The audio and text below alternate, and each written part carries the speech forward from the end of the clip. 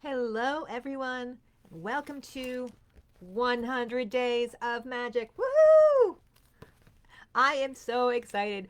We are on day 29 of our epic adventure. I promise you, I would show up every day for you so that we can dive into all of the tips and tricks that you can use to make your life more magical.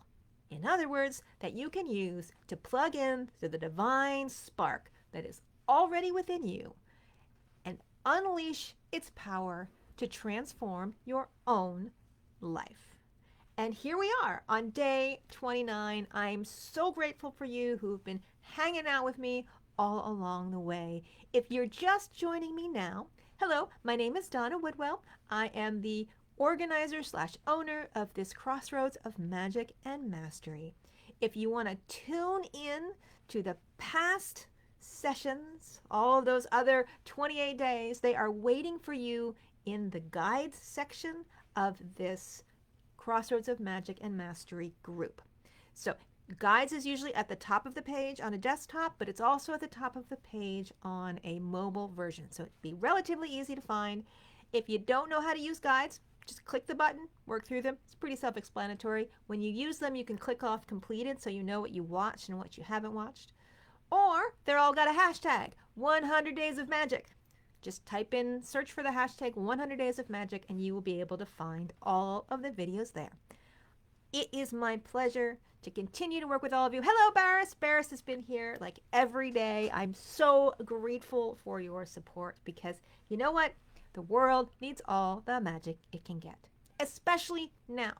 If you don't think this world is getting darker and darker as the days go by, you're not paying attention to the world. And what it needs is people to stand up and plug into that divine spark within all of us that allows us to bring an extra dimension, an extra dimensionality to the work that we do. To see more clearly, to see the pattern that connects, to see what is possible and new ways to react to situations. And if we don't bring in new ways to react to situations, how are we ever going to learn and grow and all of those fun things that we are called to do, being spiritual beings, having a human experience, right? In day 29, oh wait, day 28, we're on day 28. I get so confused. There's so many days. Day 28 of our sessions, we are going to talk about the way of the alchemist. Yes, alchemy. Alchemy is one of my absolutely favorite things to study. Alchemy and Kabbalah, because alchemy and Kabbalah together hold a theoretical construct, a philosophy of magic, a philosophy of how we get from the above to below and how we can work with the below and transform it and refine it to help it become more connected to spirit and a fit vehicle for holding the divine light in physical manifestation. That's the shame about the versions of metaphysics that we have today, modern astrology, modern tarot, those kinds of things. They hold the essence of what the practice should be out there in the world, but without their theoretical framework, which is all locked up in alchemy and in Kabbalah, they lack their full power. And so coming back to Kabbalah and alchemy, I've seen my students go over and over again, oh my God, I get it. I get why we do what we do in astrology now because I see the bigger picture and how the Western world has thought about our connection with spirit. In the case of alchemy, like astrology, alchemy is a spirit science. In astrology, we look up at the stars and we watch their movements back and forth, and we ask ourselves, how does what we see in the sky relate to how I am moving within myself? Alchemy has the same relationship to chemistry and metallurgy that astrology has to astronomy. So the alchemist looked at the natural world and they asked themselves, what does this process teach me about how I grow and change within? Now, the first alchemist in many of the earliest works on alchemy was called Maria the Prophetess, sometimes Maria the Jewess. And I find that absolutely fascinating about alchemical works is that all of the discipline looks back to a woman from Egypt and the work she was doing in her kitchen as the basis for this entire study of alchemy. How we connect our lower self, how we get them all balanced out and working better together so that we can then ascend and plug into ourselves, our deeper spiritual selves. So how awesome is that? Alchemy was designed by a woman. Very cool. Something we seem to lack in many of our metaphysical things in our Western heritage. So the many tools of alchemy have formed the basis of what later became known as chemistry and metallurgy. But in essence, they are the study of how we temper our opposites. If everything manifests, exists as polarity, we must learn how to work with that polarity gracefully in order to maintain our sense of direction forward. It's why the staff of Mercury, the staff of Hermes, is a line in the center and a squiggly line, or sometimes two squiggly lines. That metaphor is a pictorial representation of what it takes to move through the world. We need a through line, an intention, but we have to recognize the world is always changing back and forth. And it is only in recognizing both halves of that equation. Want to call them the masculine and feminine principles? Go for it.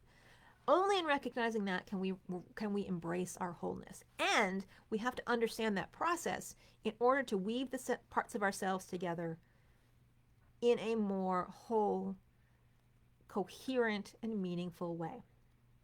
Now, I could spend hours talking about the history of alchemy. I'm not going to do it in this little 15-minute presentation. So skipping forward to the 20th century, the renowned psychologist Carl Jung fell head over heels in love with alchemy because it had such a deep resonance with the work that he was doing on transpersonal psychology and on the process of self-actualization. Because not only is alchemy a physical process of chemistry, once used as a tool for self-reflection, it becomes a process of personal self-transformation. It teaches you how to take your mind and your emotions and glue them together in a way that they can work better together. To take your mind and emotions, glue them together, and then marry them with your imagination and soul in a way that it becomes a better vehicle for working with your higher self and then taking that whole new creation and marrying it to the divine spark within you. Those sacred marriages of the polar pairs of opposites are what brings about our self-actualization. Now, over the years, people have divided up alchemy into 12 sacred processes and 9 sacred processes. Let's use it for 7 right now because it keeps it really simple. The 7 processes in alchemy are really 3 sets of opposites and a final result. The first pair is calcination and dissolution, breaking down, dissolving out. The second pair is separation and conjunction, pulling things apart so you can see them clearly, and then pasting them back together in a new way. The third set of oppositions, fermentation and distillation. Fermentation is opening up to the divine and allowing it to rain down on us to make sure that spirit becomes the center of our lives.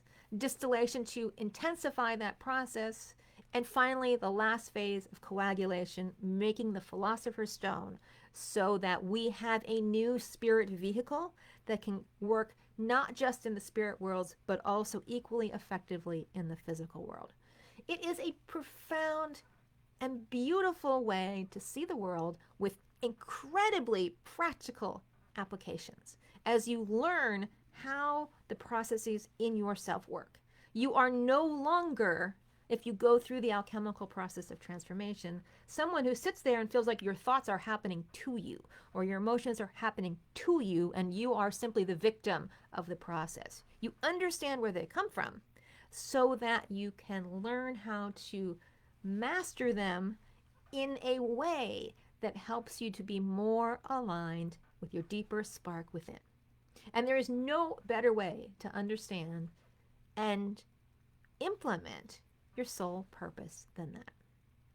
So I love talking about alchemy in terms of an overall magical and witchy practice, because while it may be the most esoteric of the things that I've talked about, it is also fundamental stuff that you really need to understand if you are working with magic, because it's how things move and change. And think about all the implications. If you're a person who's giving psychic readings or tarot readings or astrology readings to other people, it is a whole language to talk about for how change occurs, that you are then able to relate to your clients in a way that can give them concrete tools to be able to change their lives. Giving someone a reading and saying, well, this is what's happening, sorry, deal with it, isn't useful for people. When people come to readers for information, most of the time they're looking for creative solutions. They are hurting and want to stop hurting. And telling them, well, you're hurting because too bad, you just are, just deal with it. Or, it might be done in 3 years. Get over it.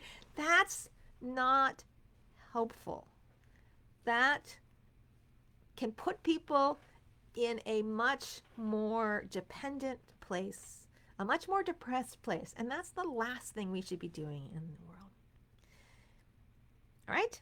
So it is hard. It really is hard to describe alchemy to people who haven't gotten in and studied it, because you don't know anything about it. If you don't know anything about it, you don't know what to expect.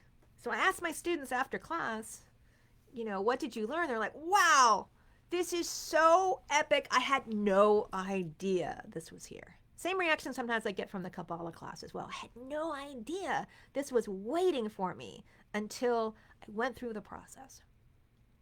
So, on your magical bag of tricks, definitely include alchemy, not just for what it can teach you about chemistry. And chemistry in alchemical terms means all the homeopathics, all the herbal solutions, making potions, all of that is part of alchemy.